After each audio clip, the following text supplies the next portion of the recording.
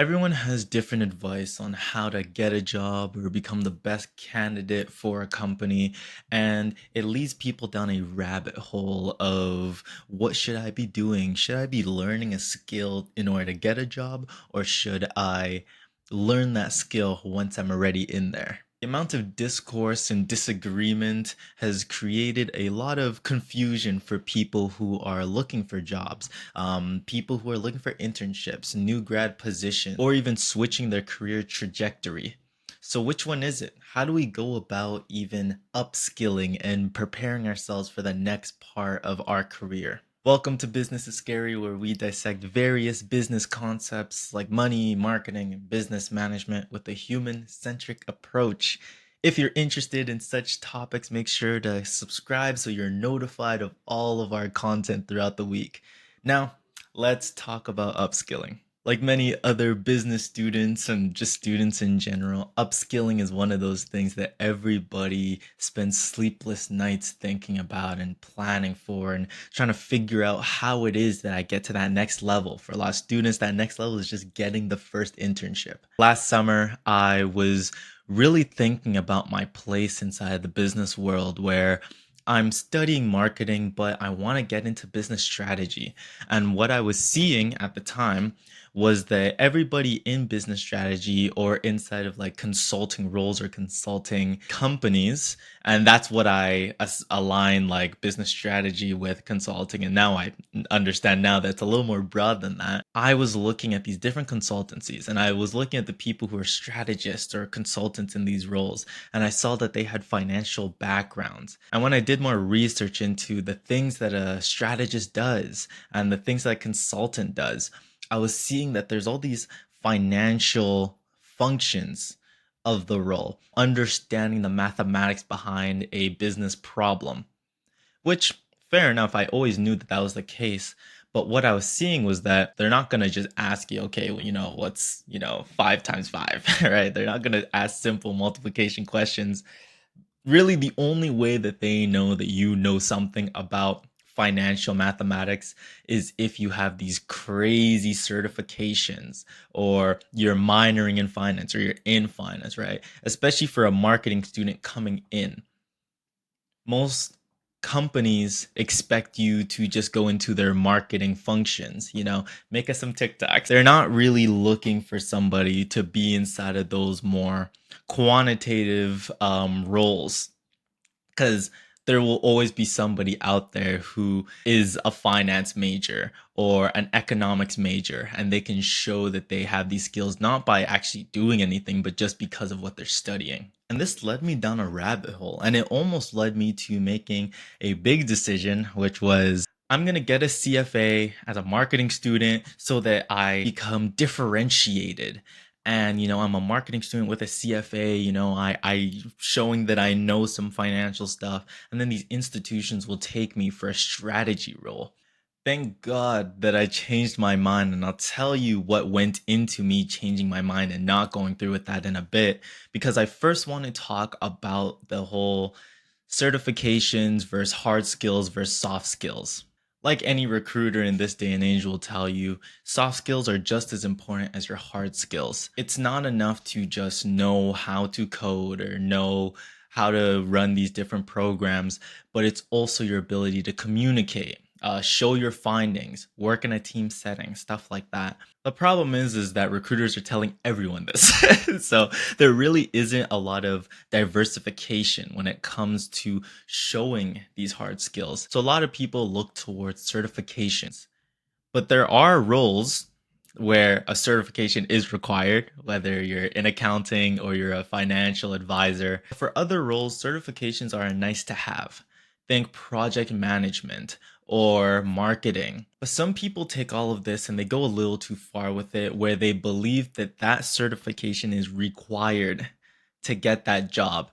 And it's usually because somebody who was successful and then went on TikTok and said, hey guys, I got this certification from IBM, or I got this Harvard online course certification, and I got 3 interviews and got accepted for one, and now I'm working this job I always wanted, right?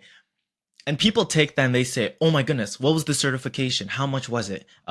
Where can I take it?" Then a bunch of people flood into it, and it becomes a commodity. It's no longer something that diversifies you, and it no longer makes you stand out because everybody that's applying into these roles now have it. And it goes with any competition. When somebody finds a best practice inside of a sport, inside of a way of building out a product, you name it, everybody adopts it and it becomes the new standard for even getting into the space. So then we start to ask ourselves, well, what do I actually require and need to be inside the places that I want to get into? But we're asking the wrong question, or maybe not asking the wrong question. But I personally feel like we're focusing on the wrong thing. And I believe this because survivorship bias is so prevalent inside the space right now. Ponder that for a second. Get a drink of water, really let that churn inside of your brain. And while you're doing that, go ahead and subscribe to the channel because you're probably not. Over 90% of you aren't. It helps out the channel. It helps us know what you like, you don't like, and we can make the content more relevant to you. But, anyways, back to the video. What you need to understand as a job seeker or somebody looking to kind of change the course of your career is that there will always be somebody who did something and it got them some result, and they'll say it was because of that thing that they did prior that got them where they are. Maybe it's true, maybe it's not, but we need to understand that you're not hearing from everybody who has taken that certificate. We're not hearing from everybody who learned that hard skill. Back to the story of last summer, I was doing everything. I was learning how to code. I was taking a few project management courses.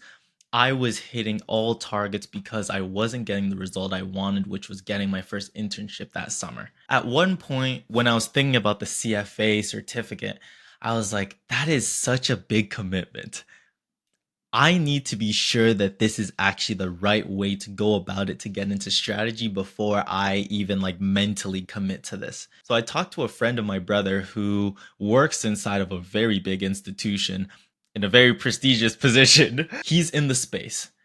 So I went to him and I asked him, I was like, okay, I'm a marketing student, but I really am interested in business strategy, market strategy, looking at a company and saying, how should we operate in the market? What are the things we need to do in order to make sure that we are maximizing profits while also managing our risks and creating a business model and a business structure that allows us to do all of these things, right? Strategy.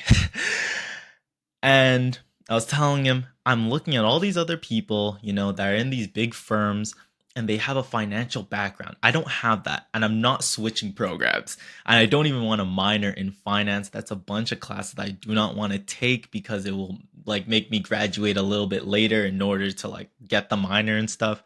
I want to work with what I have right now. I'm cool with extracurricular things. I'm thinking of CFA. What should I do? And he said, I think a CFA is kind of overboard. I think that it's a matter of, working in these positions, learn these skills, and show that you can learn these skills. You don't need a whole certificate to do that. CFA is really like if you're telling somebody like to invest in a security, right? It's a bit overboard. There are more cost effective and time effective ways of showing that you know something about money, or you know something about business transactions, or you know something about acquisitions and so on, right? That advice has saved me so much headache. It has saved me probably a lot of money and a lot of time and a lot of disappointment too. Imagine I get to the end of the CFA process and then realizing that they don't really care for a CFA. Imagine I get to that firm and they say, "Why do you have a CFA? You're a strategist. You're not convincing anybody to buy any stocks, any financial instruments. You'll be looking at financial statements. You're not going to be telling anybody what securities to buy. So this is overkill." And maybe I'll get the job, maybe I won't. But the real thing is that I've used up a lot, like it's opportunity cost, right? So we want to make the best decisions that will have the greatest effect. Well, I can't sit here and tell you if you do these certificates, you'll make it, or if you do these hard skills, you'll make it, or if you work on these, people skills, you'll make it. It all really depends on the person. And even certain roles and different institutions are looking for different things. Seeing someone get into McKinsey and they got into a business architect role and they're telling you, oh, yeah, I did this, this, and that, is not what Deloitte or KPMG or maybe one of the big banks want, right? All of these institutions are looking for different things. So your best bet is to work on yourself and ask questions from people who are in the industry. Double check with them. Do your homework and double check. Don't go to them and say, tell me what the game plan is. Go to them and tell them, here's my game plan. What do you think? And they'll usually have a pretty good answer for you. That's the best way to do it, in my opinion. That's how I did it. And it was beneficial in that I stopped doing a lot of things, right? I wasn't coding in so many languages. I wasn't learning so many project management courses.